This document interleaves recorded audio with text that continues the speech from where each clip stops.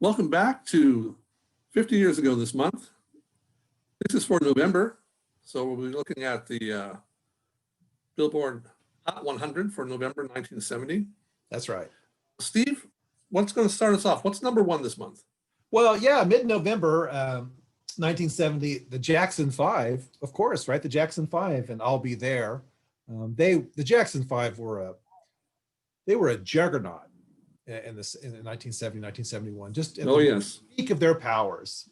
Let's see, at number two, Brother and Sister Act, of course, the Carpenters, We've Only Just Begun at number two. Just real quickly, that was a Bacharach David number, right? Or was that? I think that was Paul Williams' number. Was that Paul Williams? Paul Williams, and I can't think of his writing partner off the top of my head. But yeah, I think so. Darn it, I wanted to make a connection. Okay, we have some Bacharach David later, but this is not it. This is not it. So off to a flying start at number three. Is James Taylor. His breakout hit, I think, and that's Fire and Rain, which has become it's become a kind of classic, a kind of modern classic. Well, it's still his best. I mean, I like a lot of his stuff, but that's still his best. And I'd agree. It's right at the top for me. And at number four is, it's the Partridge Family. The Partridge it certainly is. And it's I Think I Love You. I Think I Love You. And I was a big Partridge Family fan back in the day, and this probably kicked it off for me.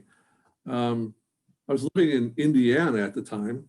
That's significant later, but I was living in Indiana at the time, and I Think I Love You came out, and it was huge. Actually hit number one. That's where it peaked. And of course, for anybody who doesn't know, the Partridge Family was a television show similar to the Monkees in the sense that it was a fictional music group. Right. But this fictional music group consisted of one family, and it was kind of modeled after the Cowsills. That's right. Cowsills, they had talked about having the Cowsills actually play, but that ended up not happening for several reasons. So instead, they got Shirley Jones, a veteran of Broadway musicals, and a couple of Hollywood musical films as well. She was to play the mom, and the whole thing was centered around her. They tapped David Cassidy, her son, to play her son in the series, and that's something she wasn't aware of until he basically appeared on the set on the first. That's quite an odd story, isn't it? Yeah. What are you doing? What are you doing here? David Cassidy was the star. He became huge. Absolutely. The Partridge Family. He was one of the great teen icons of the 70s. For sure. Because of this. And he almost missed out because the guy who was producing the Partridge Family music, Wes Farrell, was just going to have a studio singer do his stuff. And Cassidy basically said, look, I can sing. I'd like to have a chance to sing my own stuff instead of just lip syncing. So he got a shot, and he convinced Farrell. He's a good singer. He's perfectly capable of doing it. But for the most part, he was the only person in this ensemble who actually did any singing on the records. Shirley Jones had a couple of lead singing spots, but for the most part, it was David Cassidy.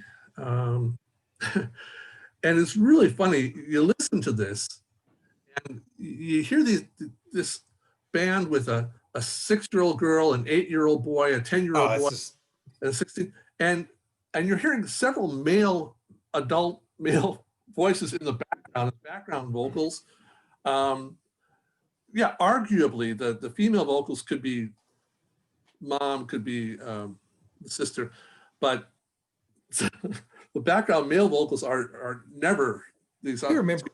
Yeah, I remember being totally perplexed by this as a kid. You know, that you'd hear it. It just didn't. I mean, you tried to sort of sync it up with what you would sing on the show, and it was just no way. It. Yeah. But nevertheless, though, I mean, well, and you couldn't look at the instruments or anything like that. I mean, you were trained by the Monkees. Oh my God. Not to do that anyway. Yeah. But so for almost all the music that was being made was being played by the Wrecking Crew, the session players from LA.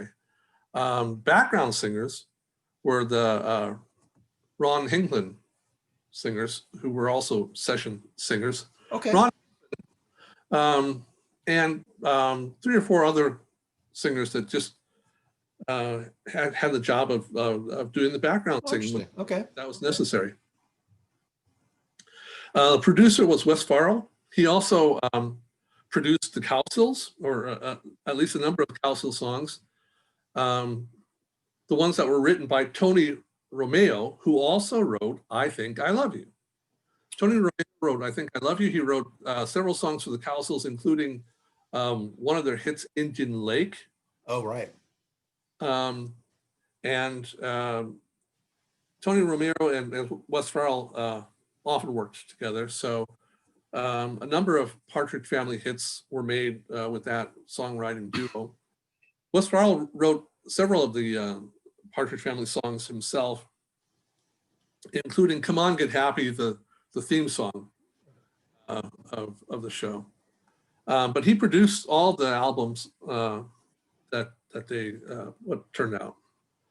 Okay, so I Think I Love You, released August 22nd, 1970, and hit #1 in November. Hit #1. At this point of the month, it's #4. It's you know, it's Partridge Family.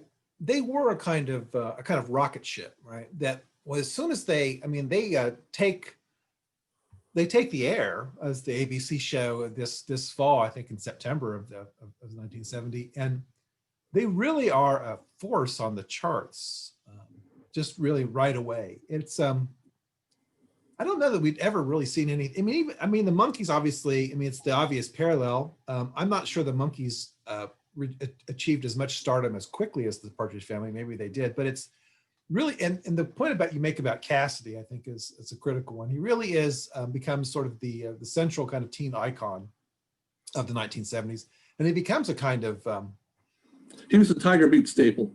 Tiger Beat staple. Yeah, Tiger Beat was a magazine aimed at the teen set in the 1970s, and yeah, no home with the teenagers. Pre-juveniles, I think. Yeah. Yeah, that's right.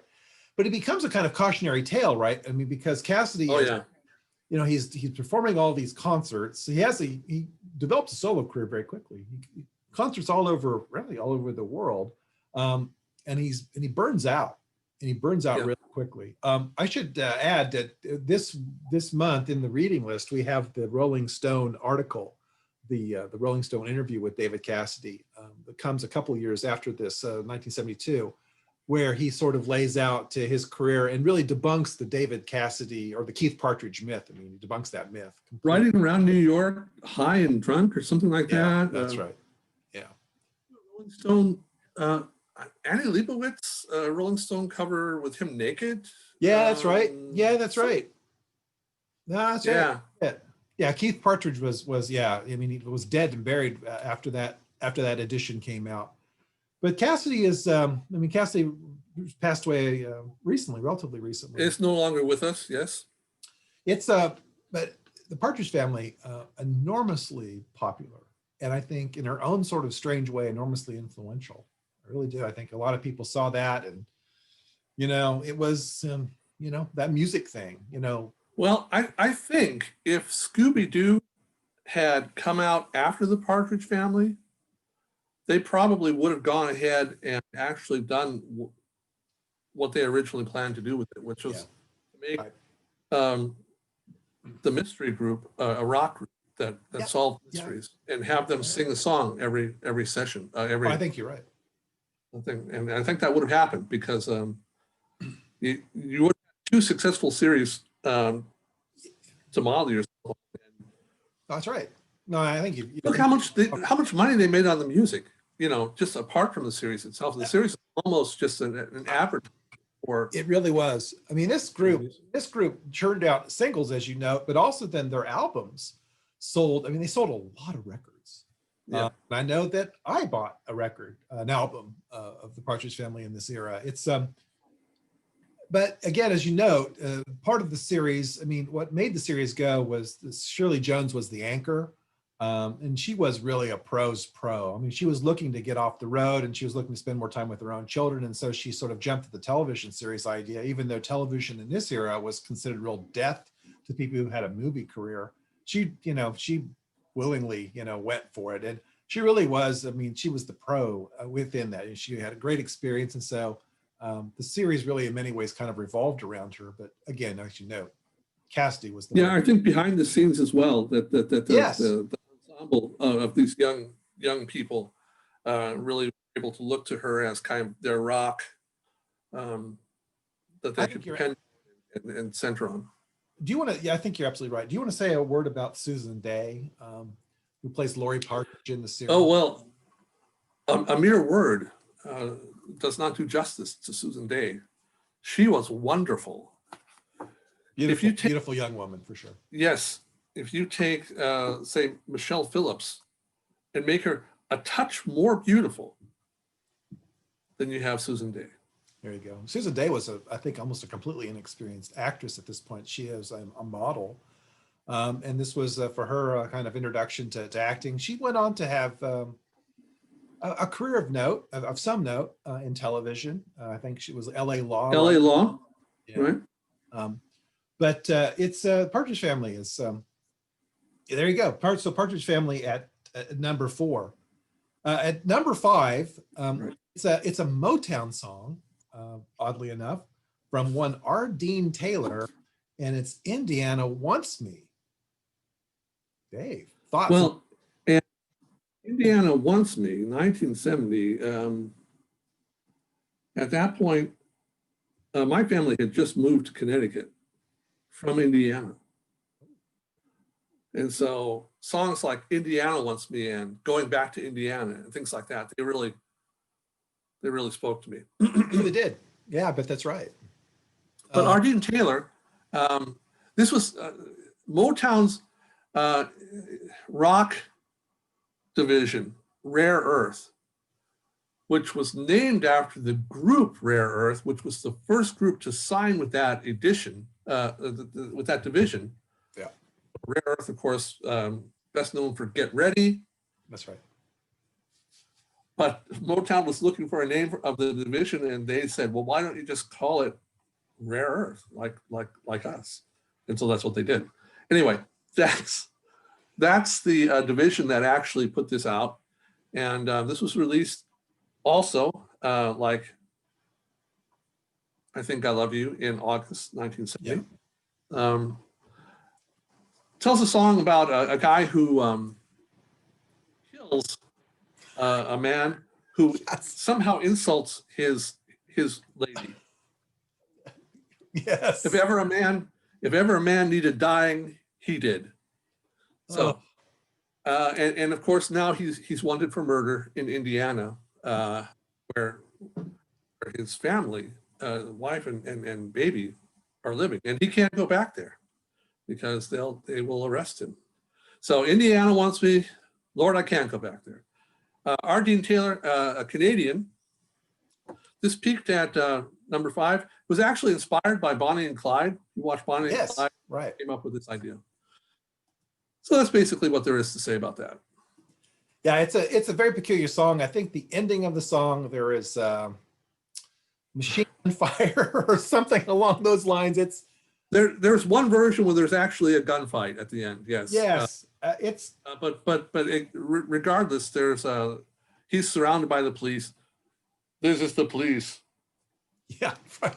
Stuff up. You are surrounded, and oh god, that gets repeated a few times at the end. Yeah. It is. I mean, R.D. Taylor is one of those great one-hit wonders, and yeah, it's a going to include the official music video for this, which was presumably back around 1970. Oh gosh. Just awful. It's so god awful, but yeah, you have to see it to believe it. So that will be part of our playlist. Oh, excellent. Look, well, I'm sure we're all looking forward to that. At number 6 is the band out of Denver, Sugarloaf and Green-Eyed Lady, who talked about Sugarloaf last month. At number 7 is, well, it's Motown's really big act, and it's Smokey Robinson and the Miracles, Tears of a Clown.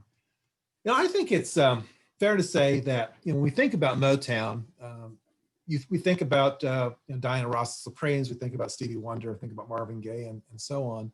I'm not sure that Smokey Robinson and the Miracles first come to mind, at least today. But in the 1960s, this was Motown's premier act. When there would be a show, a Motown review show, Smokey and the Miracles would close it. They were inspiration then for a number of other acts that were to follow, Temptations and Four Tops and so on. They had the singing chops, they had the dancing moves. They were really a spectacle. The Miracles come out of Detroit in the late 1950s. Clearly the leader of the Miracles and the person with the biggest gift, I suspect, is Smokey Robinson. Smokey Robinson he was a very ambitious guy. He was a songwriter and a kind of music impresario. And by the time we get to the early 60s, it's, you know, the band's name changes, the group's name changes to Smokey Robinson and the Miracles. And really from there, it's, you know, the rest is history. The Smokey and the Miracles, they chart 6 top 10 hits in addition to, including, Tears of a Clown. They will actually have another hit after Smokey leaves in 1972 with Billy Griffin, the amazing Love Machine, which hits #1 in 1975. Great song. But, you know, the Tears of the Clown, it's a remarkably, I think, clever song. It's a very inventive song written by Hank Cosby, Stevie Wonder, and Smokey Robinson. And one of the things that makes it so inventive, again, I think, is the use of the imagery, the clown and the tears of the clown. I think it's long standing, right? The sad clown notion, but using it in that way. And then the music is so inventive with the sound of the calliope in the background. And it's one of the few songs that features a bassoon, for example, when the groove really kicks in. It's, I think it's a really inventive song. And I think it's a song that when you hear it today, it doesn't really sound like it's 50 years old. There's something about it that's fresh. It's I think it's a very inventive song. I think some ways a kind of, it's a little bit of a different kind of move for the Miracles. I mean, most of the Miracles songs were very traditional and very sort of in that kind of Motown canon. But Tears of the Clown was a sort of a step beyond that. It did eventually hit #1.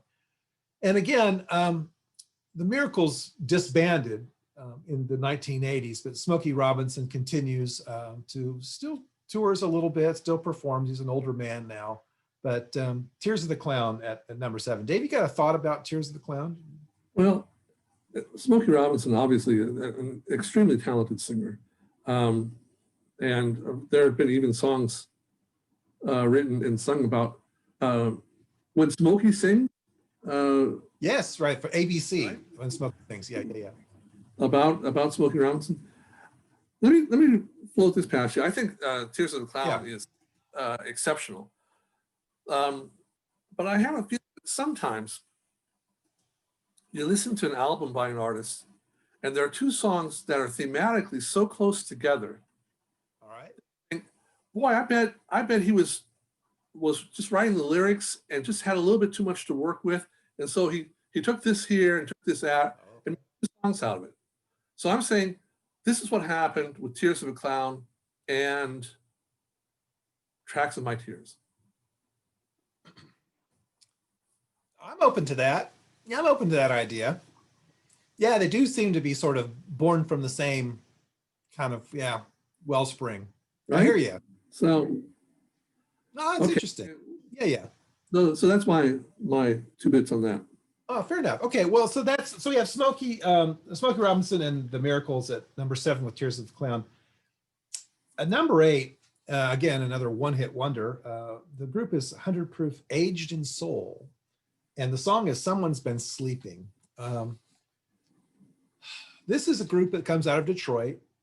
Someone's Been Sleeping is a song written from the stable of Hyland, Dozier Hyland.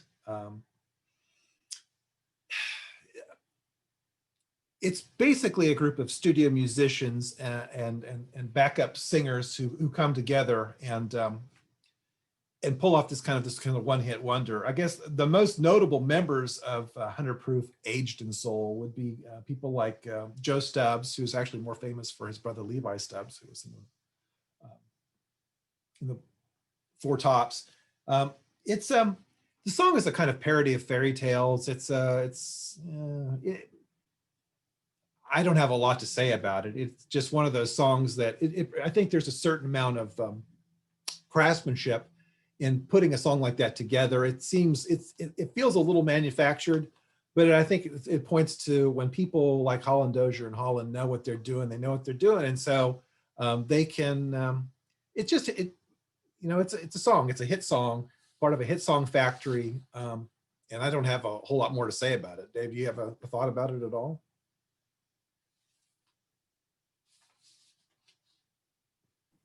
I'm not even sure I know this song. Yeah, I wasn't familiar with the song either. I confess I don't think I'd ever heard the song until kind of prepping for this. It's one of the songs that was super popular, right, in November of 1970, and then past that, vanished. At number 9 is Brian Hyland's Gypsy Woman, which is a remake of the Curtis Mayfield song from earlier in the 1960s. Curtis Mayfield wrote the song. Brian Hyland was a teen idol of some note in the early 1960s. Brian Hyland is itsy bitsy teeny weeny yellow polka dot bikini. Brian Hyland is Sealed with a Kiss. These are both songs from the early 1960s. And Brian Hyland was really a teen idol. And like what happens with many teen idols is they grow older, and and their audience leaves them, and they're still trying to sort of come up with a career or reignite a career. And so in 1970, Hyland teamed with Del Shannon of Runaway fame, and Del Shannon produced a couple of albums for Hyland. And this Gypsy Woman comes from Hyland's self-titled LP from 1970, which critics then and now just raved over. It was very sophisticated. It was a very interesting effort. I mean, Hyland had a voice with a lot of range. He was, I think, a pretty interesting and charismatic performer, but somebody, I think, who just sort of struggled to really reach an audience. And when he reached an audience, then the audience seemed to leave him, because Gypsy Woman peaks at number 3, and that's it for Hyland. That's it. He never has another real charting song again. He actually loses his record contract shortly thereafter. Hyland's still around, still an older guy now. He tours mostly in Europe. But Gypsy Woman is a bewitching song. It's really, really evocative. I mean, he had a lot to work with. I mean, Curtis Mayfield knew what he was doing when it came to songwriting. But it's just an interesting thing where you have an artist who is trying to mature, trying to grow, and then just kind of vanishes. It's just, Hyland's story, I think, in many ways is kind of sad, but it's a fine song, Gypsy Woman. Dave, you familiar with it at all? No, I another one that on our top that I cannot think.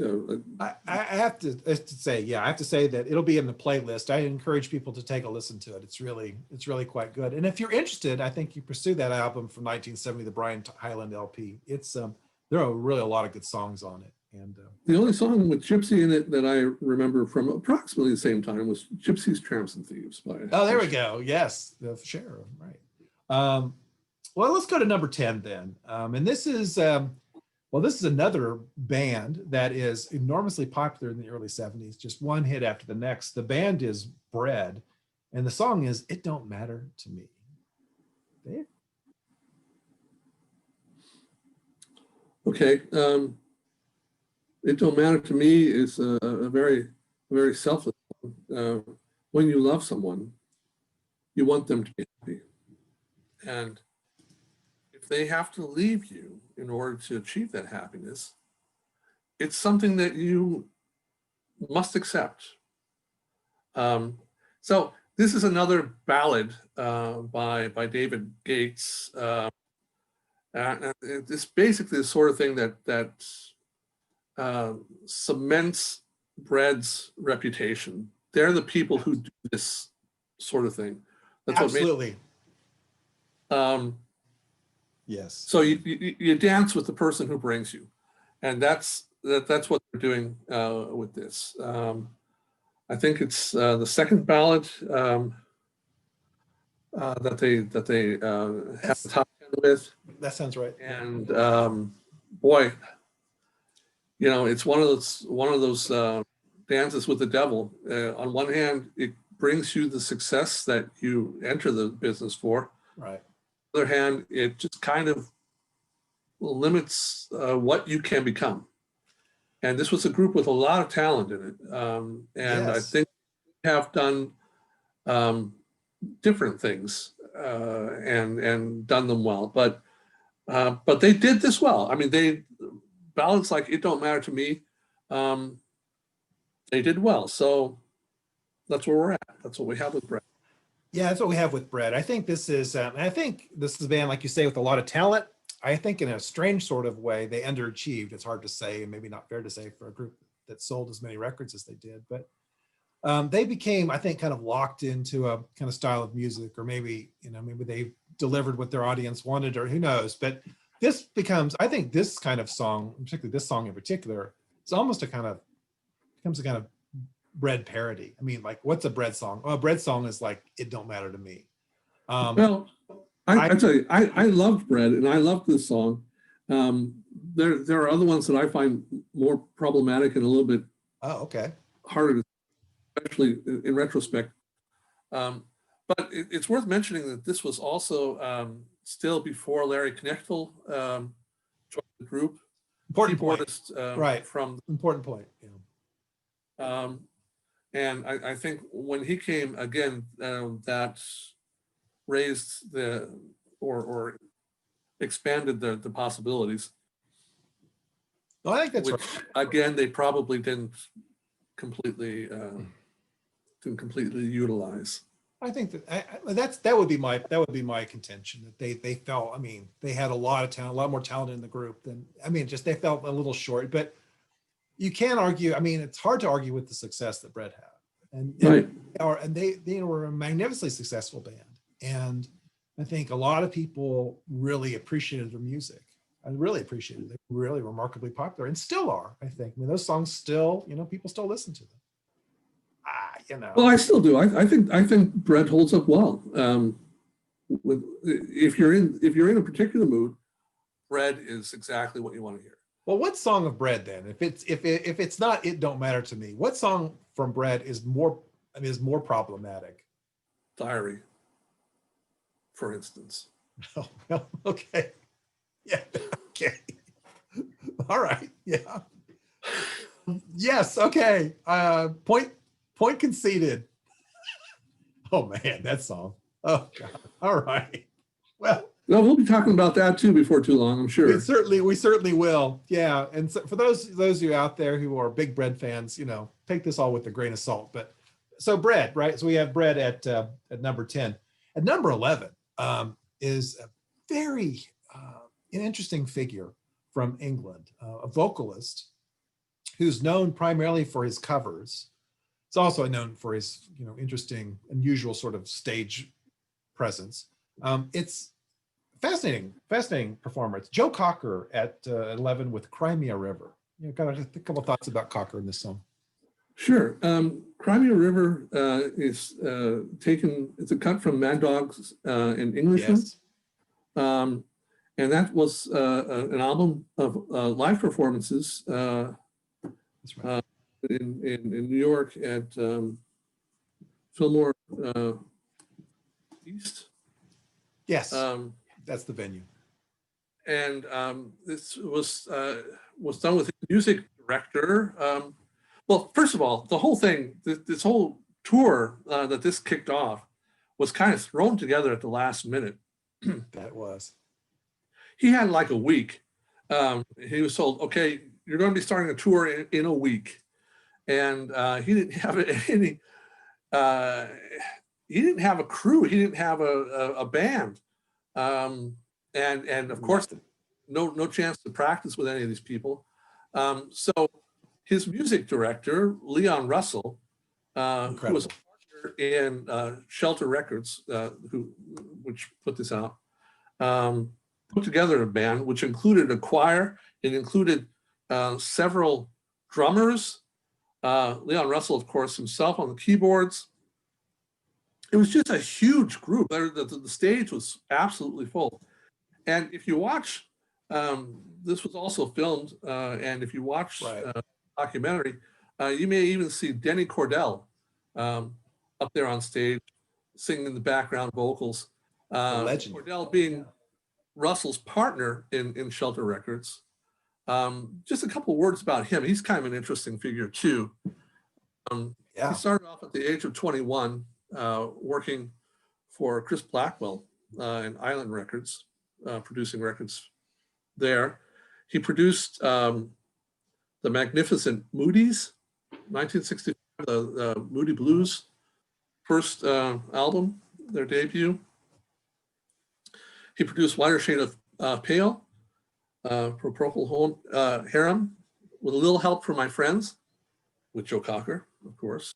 Joe Cocker, of course, went on to make a huge splash at Woodstock with that song, with a little help. That kind of launched his career. And in retrospect, this album, Mad Dogs and Englishmen, was kind of what cemented it. Okay, he's here now. He is he's a thing. So Dornica, a little bit more about Cordell. He started Shelter Records with Leon Russell, signed people like J.J. Cale, Phoebe Snow, and Tom Petty and the Heartbreakers. He did. Their first record was with Shelter Records. So can you in later years signed Cranberries, Melissa Etheridge. So real quickly on Shelter Records and Denny Cordell, can you tell me where they had their studios? It's a usual location. It's kind of a landmark, a church somewhere in Los Angeles. I don't know. I don't have the back. Well, I got to tell you, the main studios were in Tulsa, Oklahoma. Tulsa. Is that right? Yeah, they did a lot of recording, and they had brought a lot of artists into Tulsa because Leon Russell was Southerner, was from Oklahoma, and so yeah. And Cordell was, like you say, a kind of legendary figure. And yeah, he's a big part of this Mad Dogs. I'm sorry? Was that the headquarters of Shelter in Tulsa? I think it was the headquarters. I'm not 100% on that, but I know that they have a big recording studio in Tulsa. And did not know that. Yeah, back in the era where you could build a recording studio in lots of different places, but yeah, regional flavor. Right. But Mad Dogs and Englishmen,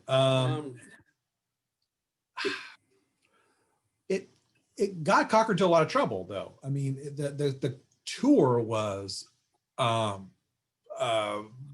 fascinating, but it was chaotic. It was just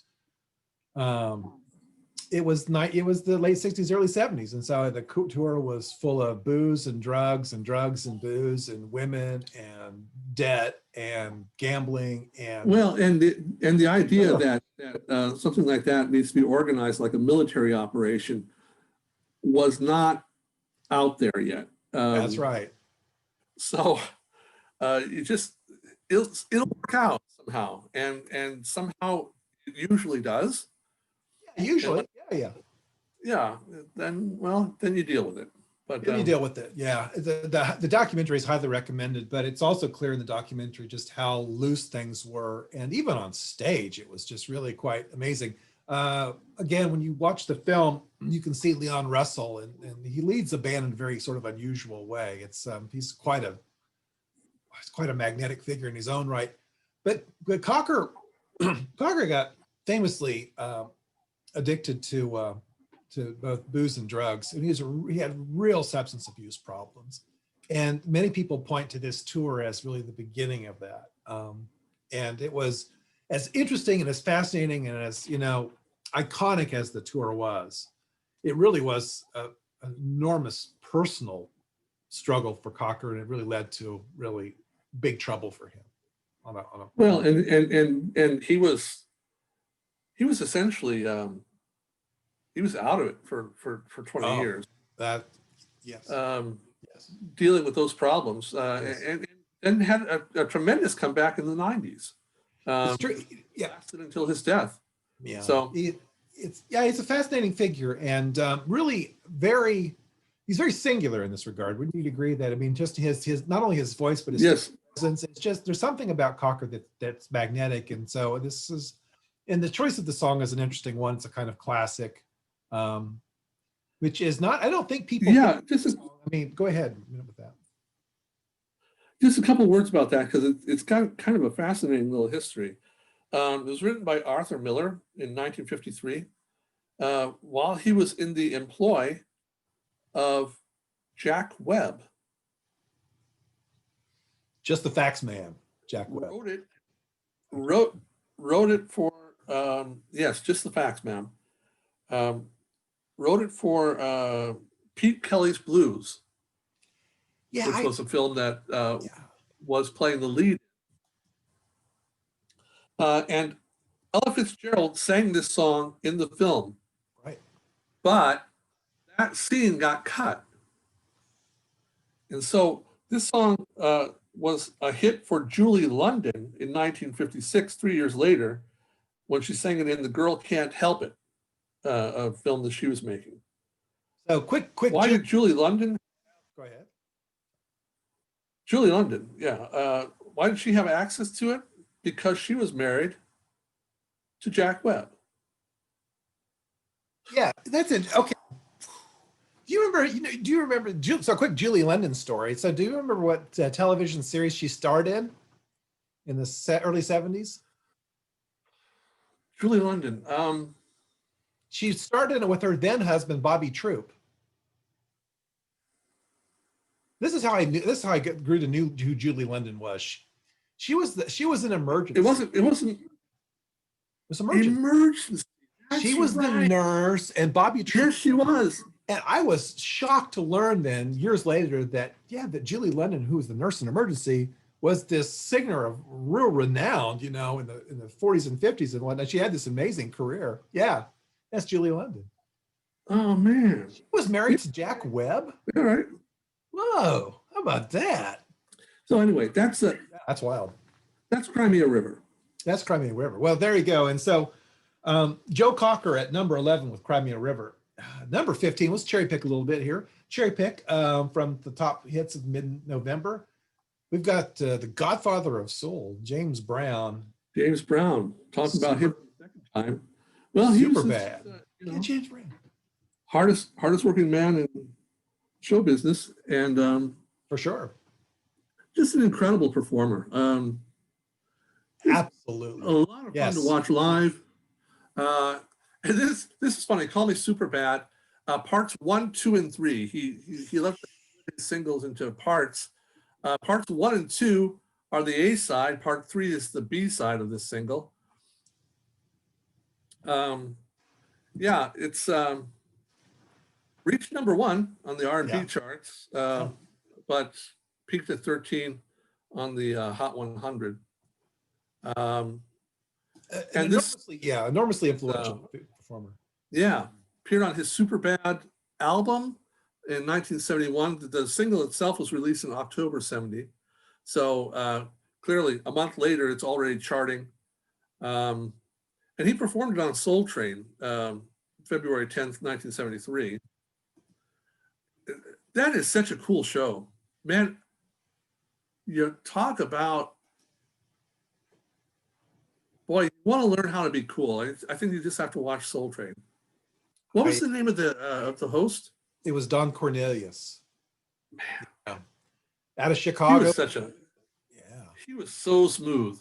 So smooth. Soul Train was, I mean, that you're absolutely right. You want to know, it's the language, it's the lexicon of cool. It's language, it's dance, it's fashion.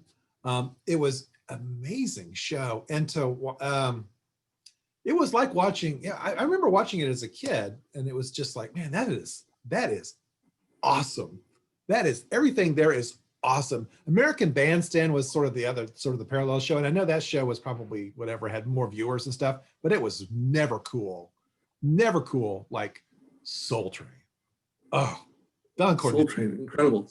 And this will also be part of our playlist. That performance, it's a little bit shorter than the single. Maybe it's part one of the 3-part single. I don't know, but it's a little less than 3 minutes. The incredible part about it is he's getting ready. He's doing his moves, and a young woman from the audience gets up on stage and starts dancing to him, either with him or to the music. Whoa. Well, and he just deals with it, he goes with it. That's interesting, because that wasn't in the script, I'm sure. No, I'm pretty sure it wasn't in the script. It does not look scripted. So anyway, that'll be on the playlist. Oh, that's excellent. Okay, so we'll keep on cherry picking a little bit. At 26 is the group Christie, and the hit is Yellow River. Yellow River. Dave. Boy. Oh man, I think I need to go pee. I don't know. Yeah, honestly, it has to be amongst the worst names ever for a song.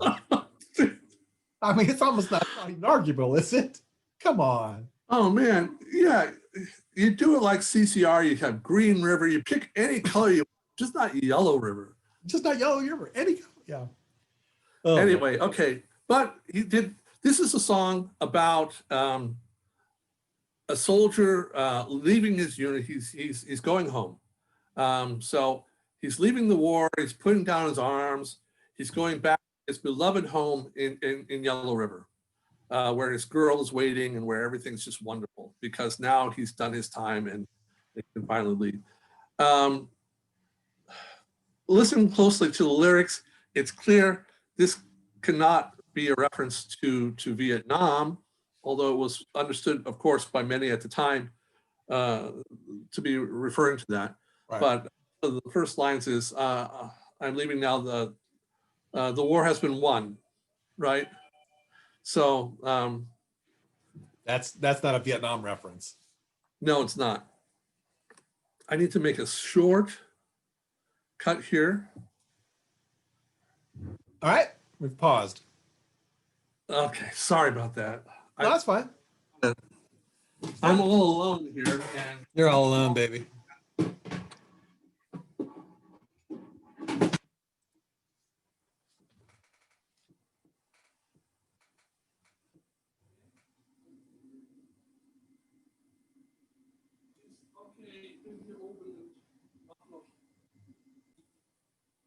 Okay, and clearly the Vietnam War was not won in any conventional sense, in any sense that anyone would recognize as being meaningful.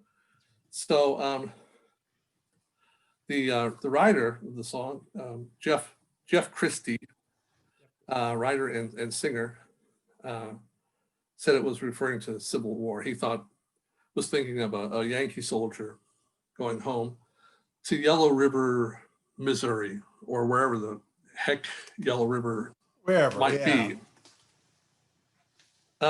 This was actually recorded by the Tremolos. Oh, they wanted,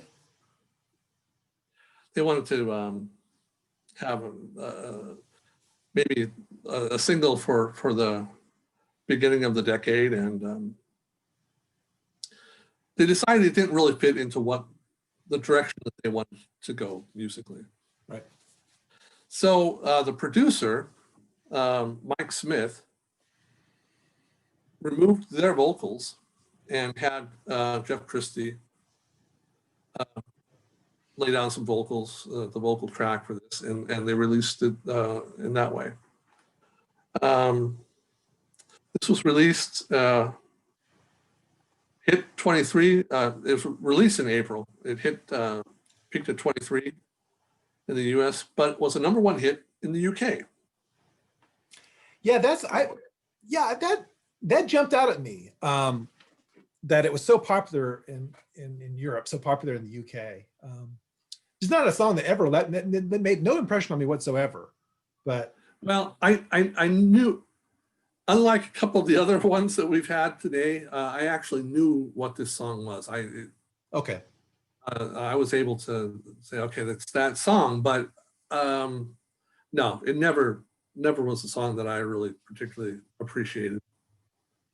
okay. So at 26, then we have Christie and Yellow River. A couple more. At 37 is Blood, Sweat, and Tears single Lucretia MacEvil.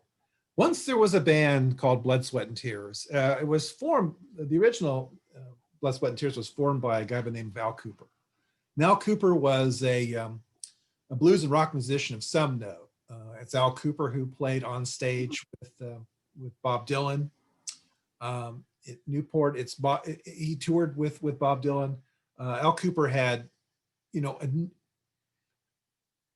enormous fame and enormous power in the mid 60s, and he wanted to pull together a horn band.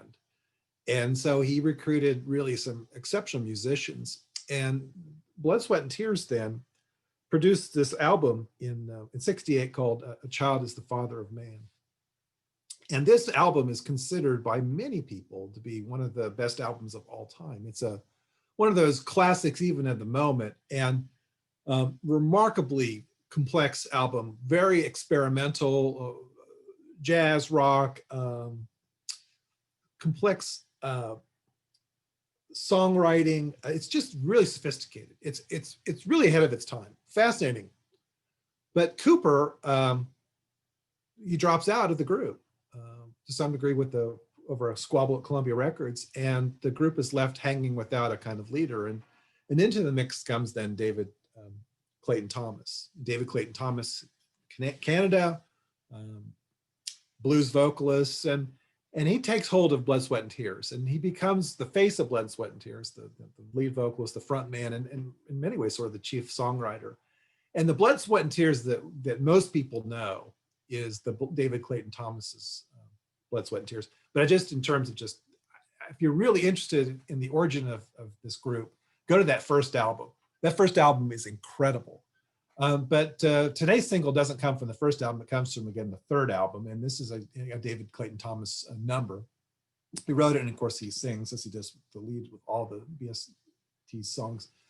Lucretia MacEvil.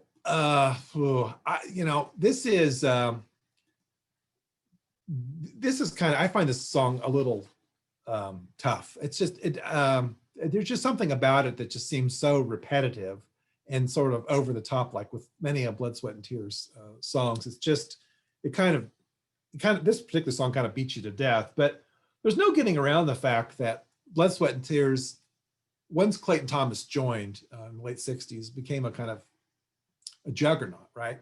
So real quickly, right, in March of 69, they release You Made Me So Very Happy, peaks at 2.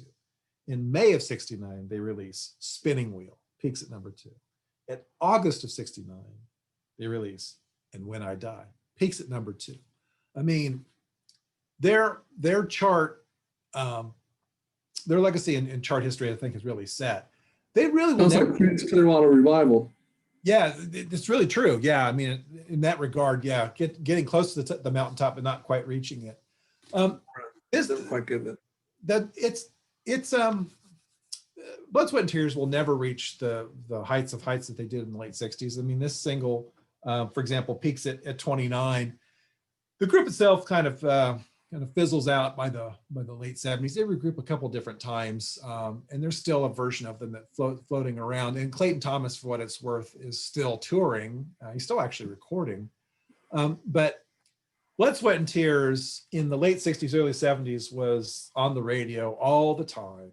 And what's so interesting about the group is that it bears no resemblance whatsoever to the original group from Al Cooper, which I think by almost any measure is, I think it's far superior. But anyway, so Lucretia Mac Evil at 37. The last song we wanted to talk about today. So if you compare that with the other great horns band of the time, Chicago, yeah, I guess Blood, Sweat, and Tears just kind of had their successes up front. I think kind of toward the beginning of as opposed to what Chicago had. And Chicago's had, of course, considerably more staying power. Oh, considerably more. But yeah, I hear what you're saying. That, the thing about the links to Chicago and Blood, Sweat, and Tears too, I think, is at least initially, they're experimental. They're interested in experimental music and different kinds of arrangements and different even kinds of genres. For example, that first Blood, Sweat, and Tears album has I have a Goffin and King cover. They have a Randy Newman cover. They, and Chicago was quite famous too for their songwriting, and they're willing to take chances. Yeah, I mean, it's I guess it's kind of the era of the hot horn band, and Blood, Sweat, and Tears is really very much in the mix. Now we mentioned at the beginning, right? At the beginning, Bacharach and David and Burt Bacharach, and at number 45, Right, is the incomparable. it was not appropriate at that particular time. There we go. The incomparable Dionne Warwick with "Make It Easy on Yourself" at 45. You got a couple thoughts about this song? It's a marvelous song.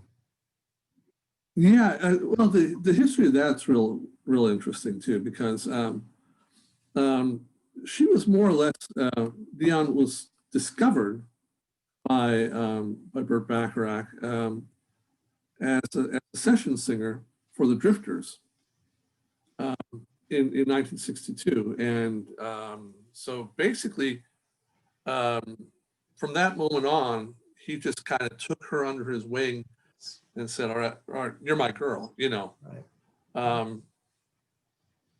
And of course they had a production company together, Bacharach, David, and Warwick. But she sang a demo for this, Make It Easy on Yourself. And it did not get published. It was not put out there. It was on her debut album, but it was not put out as a single. Okay. The person who had a hit with that as a single was Jerry Butler in 1964.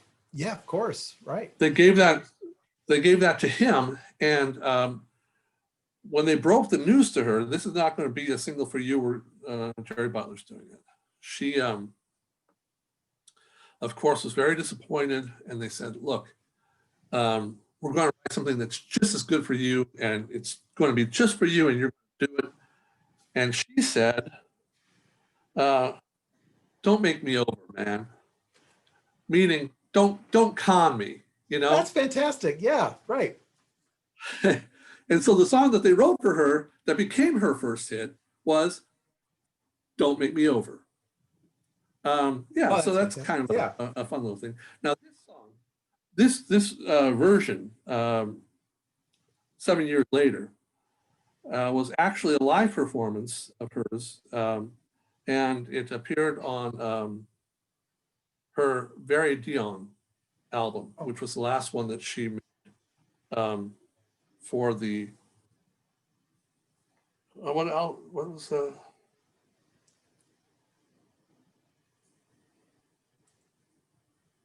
what was the record company that they were with? Sure. Yeah, I don't know. I had it here. It was the last one that she made for that company.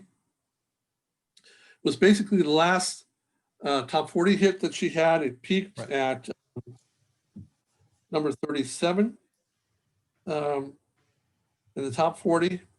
Peaked at number 2 at Easy Listen on the Easy Listening chart, but it's very Hot 100, and so it was. But it was her last top 40 hit in that part of her career, in the early part of her career. right. Quite a break until she had her comeback.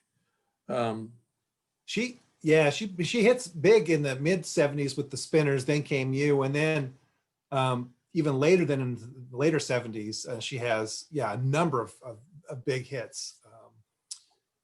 And she's really a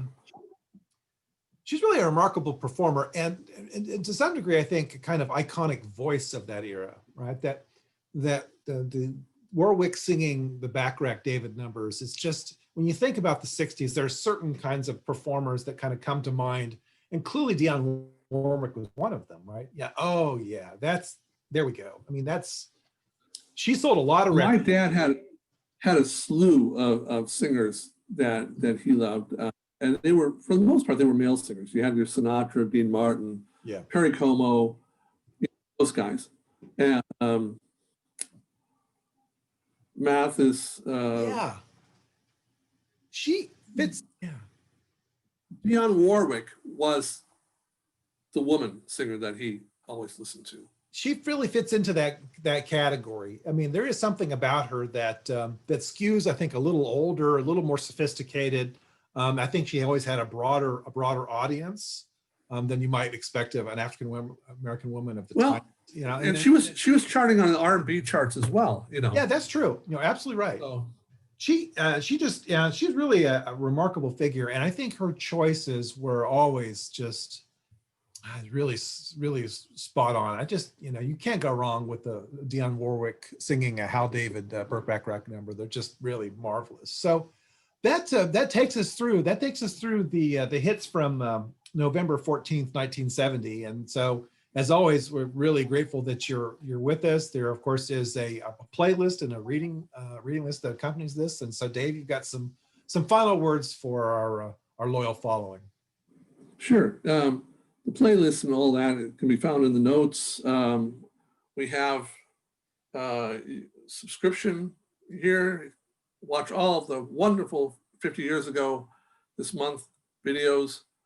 You can watch another one of them here, and here we have their playlist. All right, and so playlist, it's probably the best thing about this whole. Oh, absolutely, I'd agree. So thanks everybody. We'll see you next time. Bye-bye.